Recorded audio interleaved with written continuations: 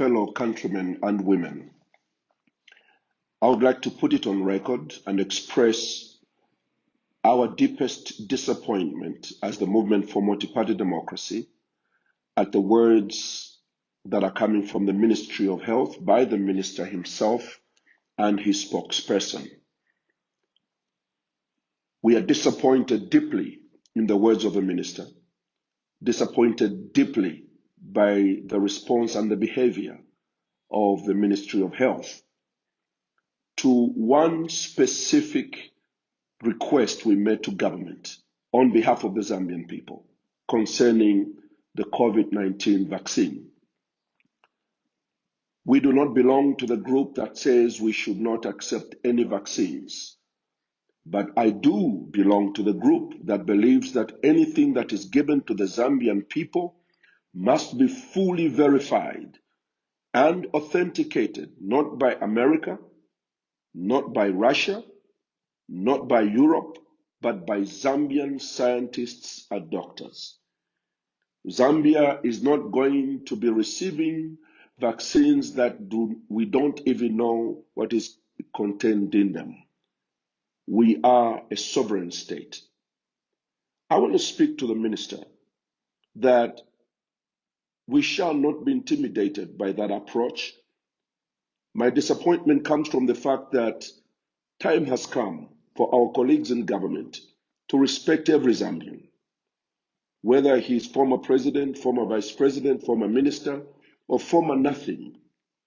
But as long as he's a Zambian and expresses a patriotic position as he speaks on the behalf of the Zambian people, I know we are Africans.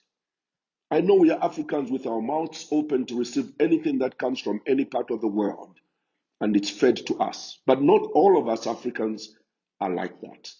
Some of us believe in our integrity as a nation, the sovereignty of our country, and the fact that we are an interdependent community and global community.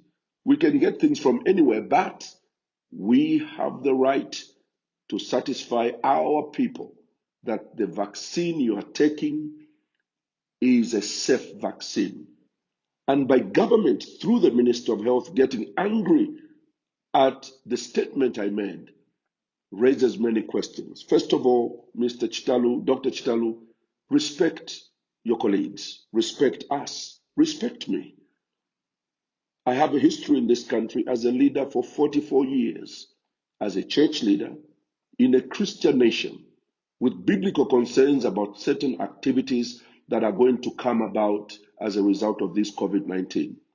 As a former vice president, I understand the obligation of government to explain every step we take to the people of the country. It's not easy to be in government. You can't just threaten us into taking a vaccine without you doing your homework, which is to verify, authenticate, and convince the Zambian people that this vaccine is safe. That's not asking for too much. Don't insult us by an attitude of making us look like we are doing politics.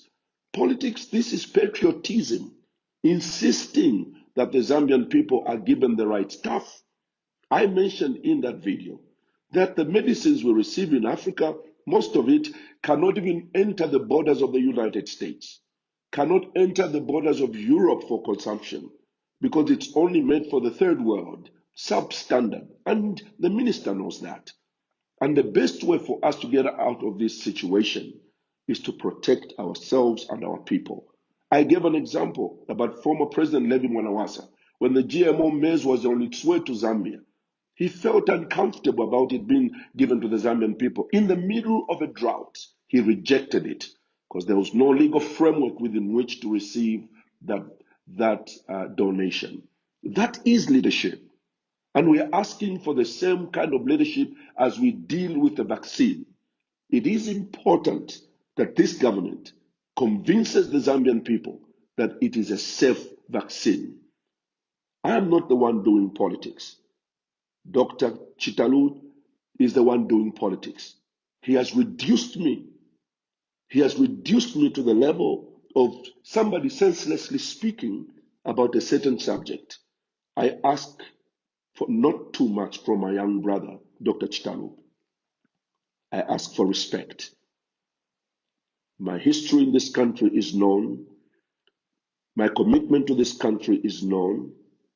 My ministerial credentials are known. My government credentials are known. My love for my country is known. I'm a Pan-Africanist who believes that Africa comes first and Zambia comes first, and the Zambians come first. We shall not dance to every song you play, Mr. Minister. If you want to poison us with a vaccine that you are not prepared to inspect, verify, then I'm afraid that some of us are going to oppose your direction. And I'm not saying we should not take the vaccine, but prove to us that it is safe. Just like Americans would not have taken that vaccine if their government did not work hard to convince them. Even now, a lot of Americans have refused to take it.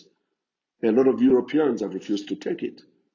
And so we have the right to ask the questions. This is a democracy and it's a sovereign state, and the decisions we make must be based on our sovereignty. I thank you.